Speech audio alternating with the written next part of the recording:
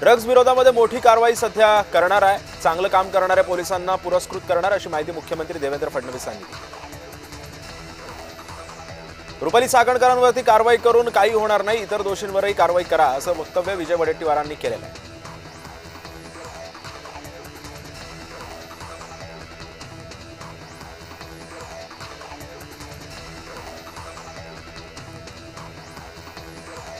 पार्थ पवारांनी शिवतीर्थ या निवासस्थानी जाऊन राज ठाकरेंची काल भेट घेतली। दोघांमध्ये 1 ते 1.5 तास चर्चा झाल्याची माहिती आहे।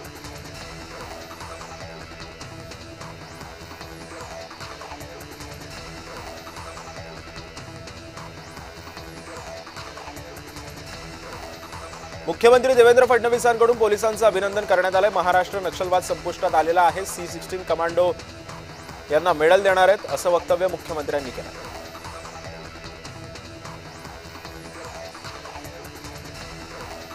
पीएनजी उपलब्ध असून न घेतल्यास एलपीजी बंद होणार आहे। पुढील 3 महिन्यांमध्ये पीएनजी जोडणीवरती भर देणार असल्याचं वक्तव्य अन्न आणि नागरी पुरवठा मंत्री भुजबळ यांनी केलं। खरात प्रकरणातील मुख्यमंत्र्यांचं काम कौतुकास्पद आहेच। महाराष्ट्राचं प्रशासन अतिशय उत्तम काम करतंय असं वक्तव्य खासदार सुप्रिया सुळे यांनी केलंय। निष्पक्ष चौकशीसाठी तुषार दोषी रजेवरती आहेत अशी माहिती मुख्यमंत्री देवेंद्र फडणवीस यांनी दिली आहे।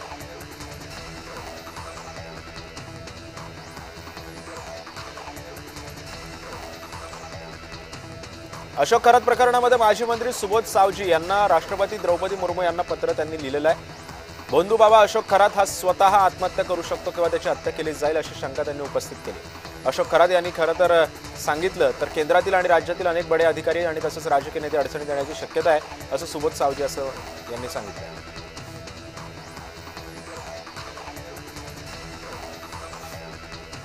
मुंबईतील नगरसेवकांवरती ठाकरे गटाकडून नवी जबाबदारी सोपवण्यात आली आहे। बाळासाहेब ठाकरेंच्या जयंतीनिमित्त विविध कार्यक्रमांचं सुद्धा आयोजन करण्यात आलं होतं। संपूर्ण राज्यभरामध्ये विविध कार्यक्रम घेतले जाणार आहेत।